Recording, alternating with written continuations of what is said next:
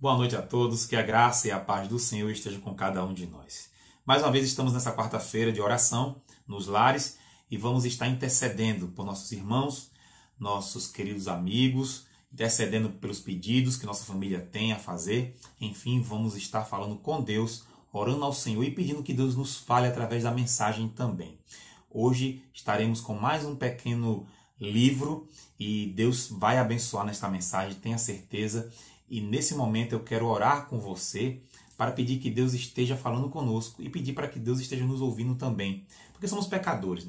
Nós não temos de alguma forma nada e que nós tenhamos para dizer, Deus vai me ouvir. Não. Sabemos que pela graça Deus nos ouve porque nós temos Jesus Cristo como Senhor e mediador nosso. Então, pela mediação de Jesus é que somos ouvidos por Deus. Então, nesse momento eu quero abrir aqui nosso culto de oração nos lares, orando junto com você e pedindo para que Deus esteja nos ouvindo.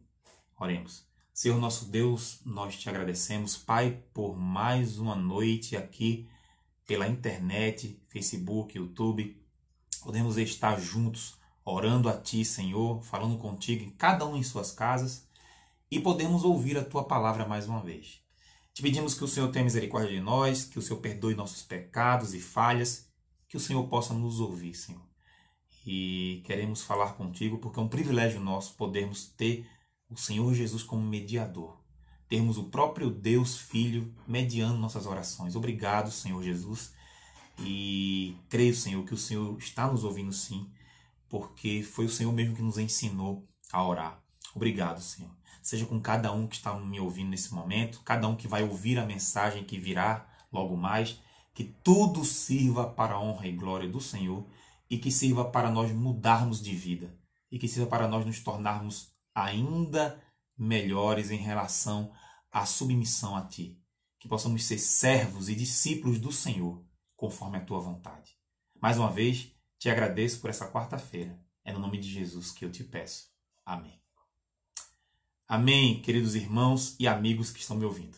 Vamos então, nesse momento, fazer nosso momento de oração. Então, feche seus olhos na sua casa, junte-se com as pessoas da sua casa. Se você estiver sozinho, não tem problema. Feche os seus olhos, ore ao Senhor. Interceda pelos outros, peça ao Senhor aquilo que está lá dentro do teu coração, que só Ele e você conhece. E, enfim, compartilhe com os outros aquilo que você quer pedir e agradecer também. Porque devemos agradecer também em oração. Então, nesse momento, vamos para as nossas orações.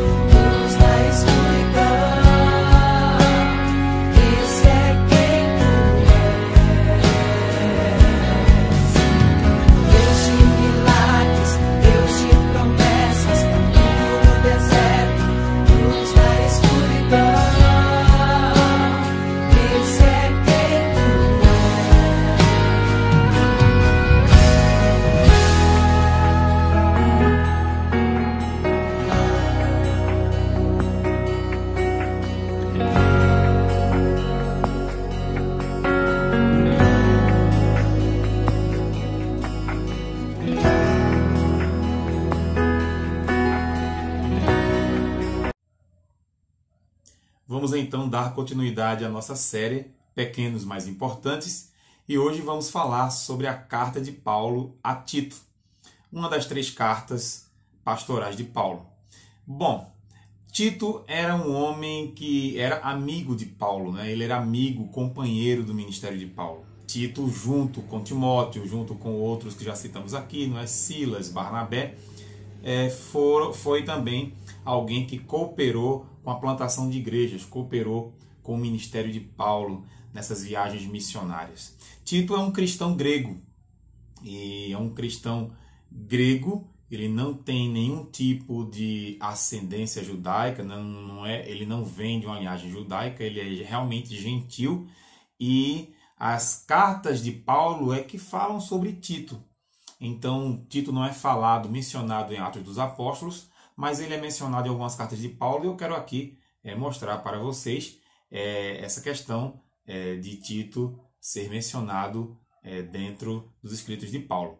Por exemplo, nós temos em Gálatas 2, do 1 ao 3, onde Paulo relata, não é, que Tito acompanhou Paulo no Concílio de Jerusalém. Esse Concílio de Jerusalém não é o Concílio de Jerusalém que é falado ali em Atos, tá?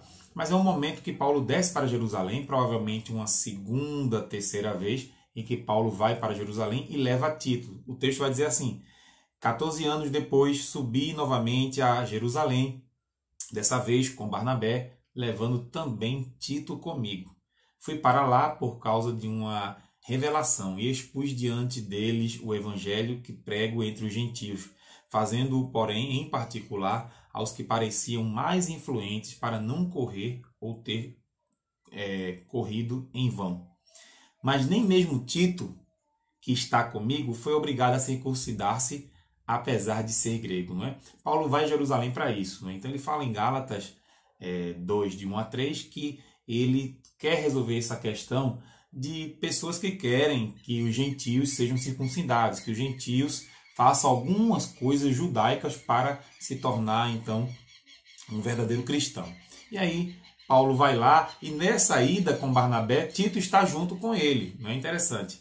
E logo depois, então, em alguns outros anos, vai acontecer então o Concílio de Jerusalém, que vai então ter então um parecer a respeito dessa questão. Mas Tito já está com ele aí, só quero falar aqui em relação os momentos que Tito está com Paulo. Também é mencionado Tito em 2 Coríntios, né, no capítulo 8, versículo 6 e versículo 23, né, onde fala que Tito ajudou a arrecadar doações para os pobres de Jerusalém.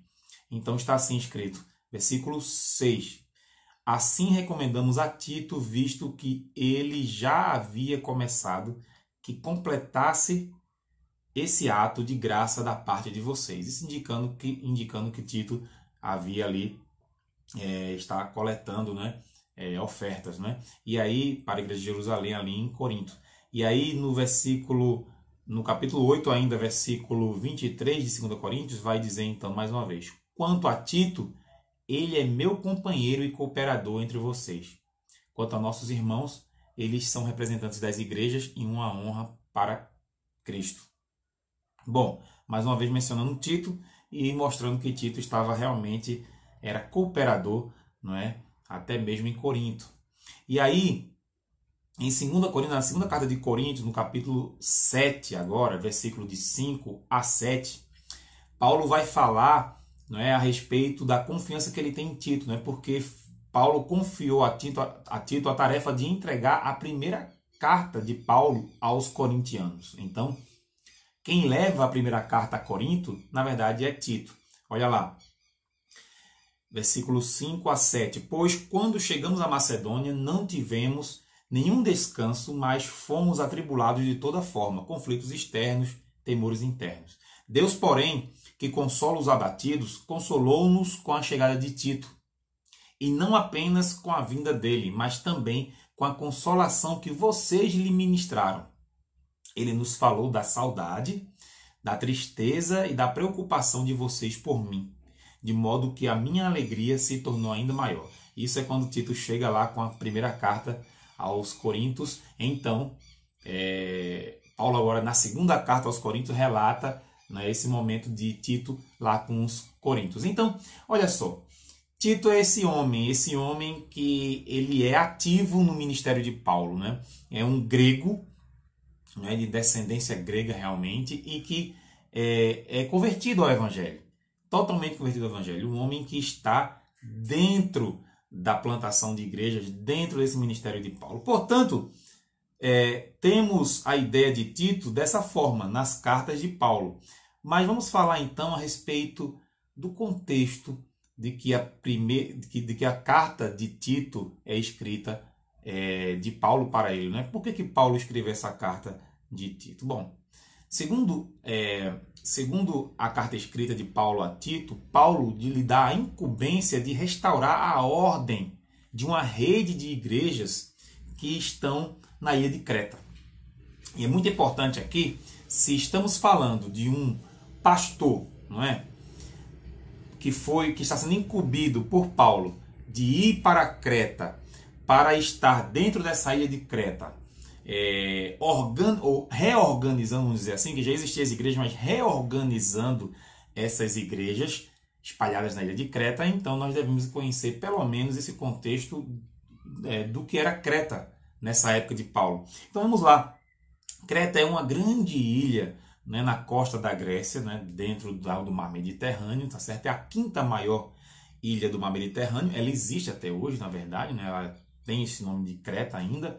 Então ela é a maior, ela é a quinta maior ilha ali do Mediterrâneo e a segunda maior se formos pegar a parte do Mediterrâneo Oriental. Ela é a segunda maior nessa parte do Mediterrâneo Oriental. Ela faz parte da Grécia, tá certo? E é lá que floresceu a civilização minoica, não é? Alguém já ouviu falar sobre o rei Minos? Então, Creta, então, ali por volta dos primeiros séculos do terceiro milênio até a metade do segundo milênio antes de Cristo, tá bom? Essa civilização minoica é uma das primeiras civilizações registradas na história, né, da Europa, tá bom? Então, que se tem registro é ali na ilha de Creta. Segundo a mitologia grega, Creta é a ilha em que cresceu Zeus e que também viveu o Minotauro. Isso é mitologia grega. Se você é curioso quanto a isso, você pode então depois ler um pouco isso pela internet, né? E eles diziam claramente que Zeus havia crescido lá e que Zeus foi criado lá. Enfim, foi em Creta, por exemplo, que foi conhecido um tipo de cultura da época, tá? Não hoje, mas na época, Creta era reconhecida como uma cultura não das melhores. E aí você vai entender por quê. Por exemplo, havia uma palavra associada à ilha de Creta chamada cretizo. Essa palavra cretizo queria dizer tinha um sinônimo de mentiroso. Então, o cretizo ou o mentiroso. Ou seja, havia um sinônimo que aquele que era cretense, esse era mentiroso. Eu sei que é pejorativo e até mesmo isso provém até de preconceitos, mas a ilha era reconhecida como isso. Pessoas que mentiam, pessoas que contavam causos, contavam coisas que não aconteciam, e por serem dessa forma,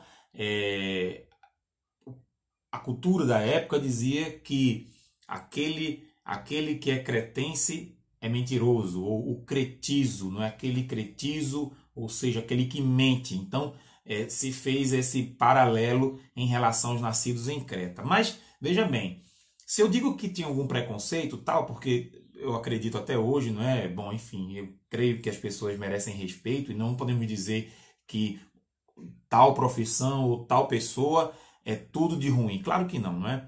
Isso é uma falácia quando nós dizemos, né, que tal profissional ele é errado porque todos são, não é? Há até pessoas que falam isso com a questão de gênero masculino e feminino, quando dizem que o gênero masculino não se pode confiar nele, né, de uma forma geral. Ou também quando dizem que o gênero feminino é fofoqueiro, por exemplo, né? As mulheres são fofoqueiras. Isso tudo é um tremendo preconceito, né? De dizer que 100% das coisas são assim, não é assim. Mas perceba que a ilha de Creta se sentia esse pejorativo, né? O cretense sendo mentiroso, mas olha só, existiam coisas que eram concretas, reais. Como, por exemplo, os cretenses eram conhecidos como serem pessoas traidoras e gananciosas. Mas por que isso? Isso não partia só de preconceitos, partia de um ponto de que era na ilha de Creta que se ia atrás de pessoas mercenárias, de homens mercenários. Então, geralmente, os mercenários, eles eram na ilha de Creta porque esses homens, eles faziam tudo à base do dinheiro. E as grandes traições e conflitos que existiam no mundo antigo, contratavam-se cretenses para que os cretenses fizessem coisas que só eles faziam por dinheiro. Então, era reconhecidamente homens da ilha como sendo soldados mercenários. Então, se você quisesse algum trabalho que fosse algo que realmente precisasse de ser feito na calada, não é? Na calada da noite, não é? Algo que não fosse oficial e algo que fosse apenas por dinheiro, os cretenses, eles, e principalmente os homens, eles recebiam isso. Então tinha essa fama de mercenários serem cretenses, né? E eram realmente, isso é histórico, realmente eram contratados na ilha de Creta pessoas para esse tipo de serviço. E também havia também algo que também não era apenas preconceito, não era apenas falácia, mas era real, é que era uma ilha de muita violência, até por causa dessa questão dos mercenários. Então havia certa violência, era um lugar violento, a ilha de Creta, e um lugar de corrupção sexual absurda, não é? Haja vista que a ilha de Creta, por ser uma ilha, ou seja, tem o mar por todos os lados, uma porção de mar por todos os lados, porção de terra com água por todos os lados, havia vários portos. Então, por esses vários portos, não é, se tinha entrada e saída de muita coisa, inclusive coisas que não eram oficiais. Então, dentro disso também havia prostituição. Por isso da corrupção sexual. Havia muita prostituição, havia muita questão de questões de ilícito em relação não só à mercadoria, mas em relação também à prostituição realmente. Então poderíamos dizer uma prostituição internacional, podemos dizer assim, uma coisa que era de uma forma realmente que dava-se, que via-se isso verdadeiramente na vida dos cretenses. Então, os cretenses, e daqui a pouco nós vamos até falar sobre isso, né? Paulo cita isso também, né? Até de um poeta cretense, para você entender que essa vida de Creta era uma vida de promiscuidade, uma vida de violência, uma vida onde o dinheiro era o deus de tudo, o dono de tudo, e existia todas as questões. Inclusive, eu falei aqui sobre os cretenses na mitologia dizerem que Zeus cresceu lá. Era uma das coisas que os próprios gregos tinham raiva disso, né? Os gregos, quando ouviam os cretenses falando sobre isso, diziam: seus mentirosos. Claro que Zeus não cresceu lá na ilha de Creta, claro que não existiu isso, mas eles afirmavam, colocavam isso como uma história verídica, real. Os próprios gregos não concordavam com esse tipo de história a respeito do deus Zeus. Enfim, a ilha possuía então esses portos estratégicos, né? Dentro dessa questão física, geográfica que ela se encontrava. Então existiam esses portos, e é por causa desses portos que Paulo, ele percebeu que seria estratégico ter igrejas ali em Creta, porque com certeza através desses portos o evangelho se expandiria, o evangelho seria pregado, porque a entrada e saída de pessoas poderia levar então para o resto da Europa, para o resto da Ásia, justamente o evangelho. Então seria algo estratégico para a expansão do evangelho. E tem um detalhe, nesse contexto que estamos falando aqui, tem um detalhe, é que Paulo, quando pede para Tito ir para Creta, pede para ele reorganizar. Isso quer dizer que já havia igrejas e havia líderes lá. Os líderes cretenses das igrejas de Creta eram líderes, na grande maioria, não é mais uma vez dizendo, não estou dizendo que são todos, mas na grande maioria existiam líderes corruptos, líderes que estavam associados justamente a esse tipo de cultura de Creta, essa cultura corrupta de Creta, né? Então esses falsos líderes estavam corrompendo as igrejas ali presentes em Creta. E por isso que Paulo, na carta a Tito, dá instruções a Tito de como agir neste cenário que está ali em Creta. Então, veja que Tito está sendo incumbido de uma missão muito pesada e para chegar lá e poder fazer a diferença e em cada igreja dessa poder estar reorganizando, e vamos entender isso quando vamos falar agora do conteúdo da carta. Um pouco antes de falar do conteúdo da carta, eu quero falar a respeito da escrita, que Paulo escreveu, nós sabemos disso, e como é uma carta pastoral, havíamos falado em 1 Timóteo, perdão, em 2 Timóteo, né, sobre 1 Timóteo, e falamos que depois da primeira prisão de Paulo, então Paulo vai e escreve 1 Timóteo e escreve Tito. Portanto, é justamente dessa forma, mais uma vez, que eu quero falar para você, que Paulo está livre, Paulo escreve a primeira carta a Timóteo, depois, nós não sabemos quanto tempo, Paulo escreve então a carta a Tito, pedindo para Tito fazer esta missão, né? Tito então não está lá em Creta ainda, mas Tito está recebendo a carta para ir para Creta e fazer aquilo que Paulo está pedindo para ele. Então a carta de Tito é escrita entre a primeira carta de Timóteo e a segunda carta de Timóteo, que vai ser escrita na segunda prisão, Paulo já próximo de morrer. Então é nesse intervalo da primeira carta de Timóteo e a segunda carta de Timóteo é que Paulo dá essa incumbência para Tito ir a Creta. Provavelmente depois da carta de Tito ser enviada, Tito ter lido, Paulo depois ele é preso por Nero, e aí você já sabe toda a situação, porque já falamos no estudo passado sobre a segunda carta a Timóteo. Então, a carta de Tito deve ter sido escrita entre 64 a 65 a.C., né? 64 a 65 a.C. Nós não sabemos bem qual é o ano real, mas está aí. E foi entre uma carta e outra de Timóteo. Tá ok? Enfim, queridos, vamos lá. A carta de Tito possui 3 capítulos. 3 capítulos. Olha, é uma carta que dá para ler realmente muito rápida, não é? E não é rápido no sentido de você ler porque você quer acabar de ler rápido, não é isso. Mas ela é uma carta simples, dá para se ler tranquilamente, não é? E repetir até a leitura. Portanto, é um convite que faça você para ler essa carta. E ela é dividida em 4 sessões, ou 4 partes.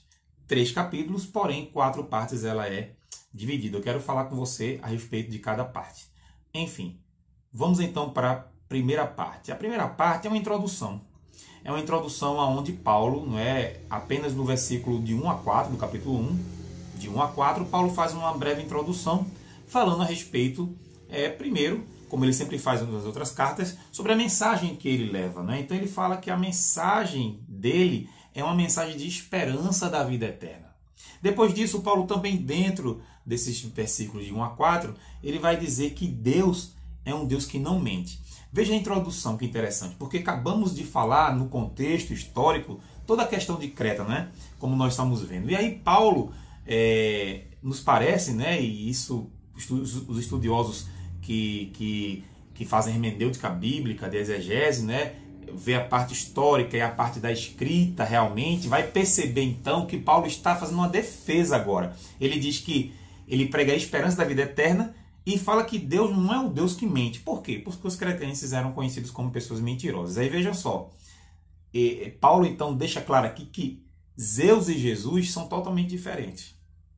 Zeus e Jesus são pessoas totalmente diferentes. Existiam várias histórias a respeito de Zeus crescendo em Creta, inclusive é o próprio Zeus que dá base, né, na mitologia deles, das histórias deles, dá base a certas questões que Creta faz. Porque Zeus era um deus que, quando ele era um deus galanteador, era um deus que enganava mulheres e tinha filhos com essas mulheres. Zeus era um deus de muita ira e que, quando se irava, fazia coisas que depois vinha se arrepender, ou então se não arrependesse, mas era assim que tinha que ser, porque ele era todo-poderoso, enfim.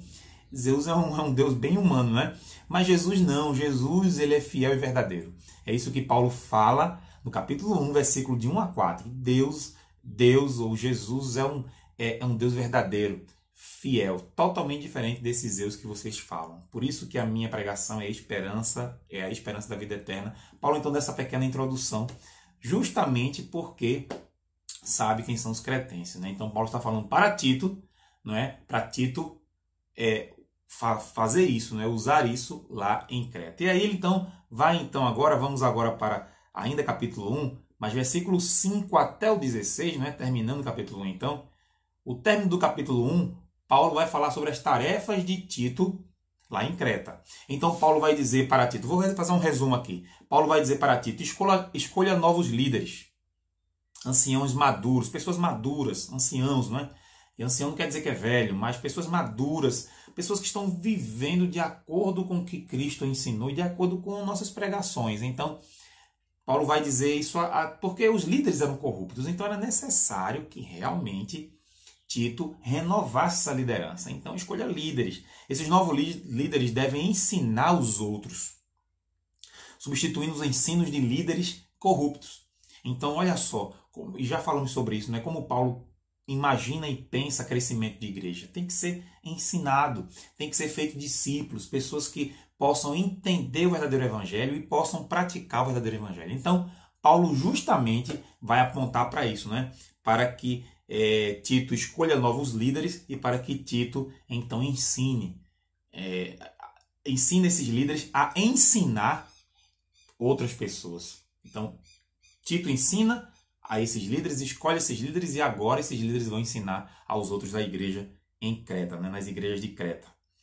Bom, esses líderes eles precisam de ensinar coisas novas, substituindo esses ensinos, que são ensinos que têm cultura de Creta. Então, por exemplo, o próprio Paulo, no versículo 12 e 14 do capítulo 1, ele vai falar uma coisa interessante. Ele vai falar sobre um poeta chamado Epimênides. Ele não cita Epimênides aí na carta de Tito, mas é esse poeta que declara isso que eu vou ler agora para vocês. Versículo 12 e 14 do capítulo 1 de Tito, né, da carta de Tito. Diz assim: um dos seus próprios profetas chegou a dizer: cretenses, sempre mentirosos, feras malignas, glutões preguiçosos. Tal testemunho é verdadeiro. Isso é Paulo dizendo. Tal testemunho é verdadeiro.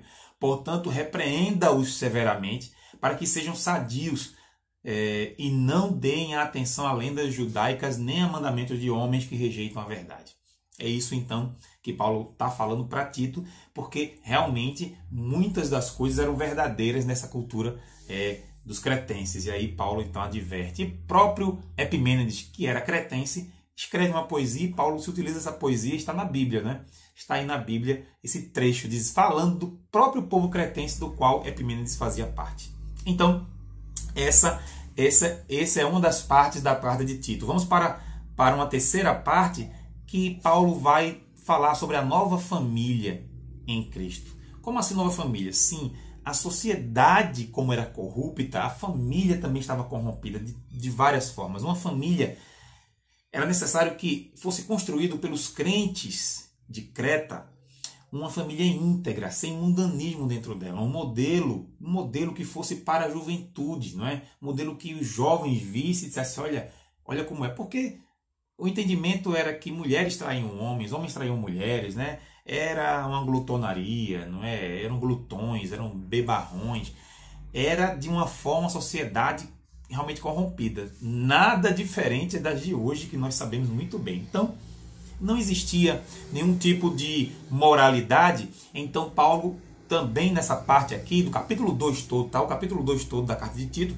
vai falar sobre isso, uma família íntegra, sem mundanismo. Paulo fala também sobre, por exemplo, moças que já não queriam casar, né? E ele incentiva essas moças para que encontrem um marido, um homem que seja íntegro, não é? Seja íntegro, que forme família com ele. Olha só, veja as questões culturais e veja a semelhança que existe hoje, né? Gente fugindo de casamento, né? Gente dizendo assim, e não é só mulher não, é homem também, ele também vai falar de homem. Então ele fala para as moças, olha, encontre um rapaz íntegro que você possa formar família, né? E vocês serem uma família exemplo nessa sociedade. Aí falando dos homens solteiros, né? Que deveriam ser reconhecidos como cristãos produtivos e saudáveis.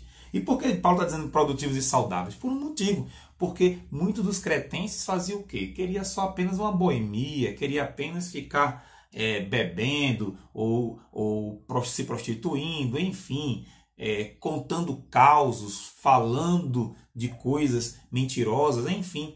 E aí Paulo diz assim, olha, homens, não, vocês devem casar também, vocês devem ser produtivos, devem ser exemplo na sociedade. Então, Paulo vai dar o entendimento para nós de que o evangelho deve existir em esfera pública, na praça pública da polis, né, da cidade. Então está dizendo para Tito, você tem que falar isso para eles lá, que o evangelho tem que estar em praça pública. O evangelho tem que ser vivido na vida do cristão.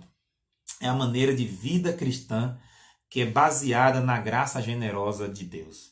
Então, é essa maneira que nós devemos ser dentro da nossa cidade, dentro da nossa sociedade. Uma maneira que todos vejam aquilo que estamos fazendo. E por última parte da carta de Tito, Paulo vai falar também, ele já aproveita, ele já sai do capítulo 2, vai para o capítulo 3 e último capítulo, falando sobre a nova humanidade. Porque se a gente tem que ser desse jeito, uma família, pessoas, cidadãos, conforme Cristo e abençoando a sociedade, é porque nós devemos ser uma nova humanidade, somos novos homens. Então ele fala que os cristãos são novos seres humanos, vivendo em uma sociedade corrupta. Os cristãos devem ser cidadãos ideais. Olha só que interessante. Cidadãos ideais. Você pode até dizer, mas não dá, nós somos pecadores ainda. Sim, somos falhos e pecadores, mas o que a Bíblia vai dizer é que nós estamos progredindo e prosseguindo para sermos homens perfeitos conforme a estatura e perfeição de Jesus Cristo. Portanto, nós somos e devemos ser exemplo de cidadãos dentro dessa terra, dentro da nossa cidade, dentro do nosso país. É o que Paulo está falando aqui para os cretenses. Paulo declara isso chamando o evangelho de um poema de Deus. No versículo 4 a 7 do capítulo 3, Paulo vai dizer assim, mas quando se manifestaram a bondade e o amor pelos homens da parte de Deus, nosso Salvador, não por causa de atos de justiça por nós praticados, mas devido à sua misericórdia, ele nos salvou pelo lavar regenerador e renovador do Espírito Santo, que ele derramou sobre nós generosamente, por meio de Jesus Cristo, nosso Salvador. Ele o fez a fim de que, justificados por sua graça, nos tornemos seus herdeiros, tendo a esperança da vida eterna. Então o Evangelho é um poema de Deus, né, para nós seres humanos, para esse ser humano que está sendo transformado em um ser humano perfeito, igual a Cristo. Então, é isso que Paulo está dizendo com nova humanidade no capítulo 3. Queridos, a carta de Tito ela é pequena, realmente, mas ela é de grande valor. E o que eu quero deixar aqui como para a nossa vida, aplicado à nossa vida, é que a igreja deve ser um agente transformador na sociedade. A carta está recheada disso. A igreja deve ser um agente transformador em nossa sociedade. Não através, olha só, isso nós vemos na carta a Tito, não através de guerra contra a cultura e também não através de assimilação de tudo que a cultura traz. Pelo contrário, nós devemos ser participantes sábios da cultura em nosso tempo, participando naquilo que é saudável, redimindo aquilo que é possível redimir, né? Porque esses 3 R's que nós fazemos com a cultura, né? Nós devemos abraçar aquilo que é saudável na cultura, porque tem coisa boa na cultura. Mesmo hoje, temos todo momento da humanidade, nós temos coisas boas na cultura, nós temos coisas que dá para ser transformada, redimida, mas também devemos rejeitar aquilo que for contrário aos ensinos do Senhor Jesus. Mas o que fica para nós, para aplicação em nossa vida, nessa carta de Tito, é que a igreja deve ser um agente transformador na sociedade. Abraçando o que é saudável na cultura, redimindo o que podemos redimir em nossa cultura e podermos então rejeitar aquilo que realmente não é de acordo com o ensinamento de Cristo. Ou seja, se nós somos um agente transformador da cultura, nós somos produtores de cultura também. Mas uma cultura que tem a redenção, uma cultura que tem Jesus Cristo como sendo aquele que nós temos como espelho e que é o exemplo nosso de um homem perfeito. Que Deus nos abençoe, que essa carta de Tito possa ser algo transformador para a tua vida, porque tenho certeza, é uma carta contemporânea. Se você ler ela, você vai perceber outros detalhes, você vai perceber que Creta não é diferente do que a nossa sociedade é hoje. Que Deus nos abençoe com essa palavra, com essa mensagem desse texto que Paulo escreveu para o pastor Tito. Vamos orar nesse momento. Senhor nosso Deus, obrigado, Pai, por mais uma palavra que o Senhor nos dá. E obrigado por mais um ensino que está contido nessa carta de Tito, tão pequena, mas que nos serve de exemplo. Nos ajuda a sermos uma igreja transformadora, uma igreja que age onde ela está e que transforma as vidas das pessoas. Não transformação de vida no sentido apenas moral ou no sentido de ter algumas leis para seguir, não. Mas transformadora de uma sociedade para homens e mulheres perfeitos como Jesus. Homens e mulheres à semelhança de Jesus. É isso que o teu evangelho fala. E é isso que devemos fazer. Nós não devemos ir embora de Lucas do Rio Verde, ir embora do Brasil, ir embora do Mato Grosso, enfim, ir embora do nosso estado, não. Devemos estar onde nós estamos e testemunhar e viver como cristãos, cidadãos daquele lugar. E produzir cultura. Fazer com que o evangelho seja reconhecido dentro das esferas da sociedade. Mais uma vez, obrigado, Pai. E nos abençoe enquanto a isso. É no nome de Jesus que nós te pedimos e já te agradecemos. Amém. Amém, queridos. Deus te abençoe. Vamos para o próximo pequeno livro, que será a carta de Paulo a Filemon. Então, até lá, e Deus possa então estar nos fazendo viver tudo que estamos aqui aprendendo com esses pequenos livros.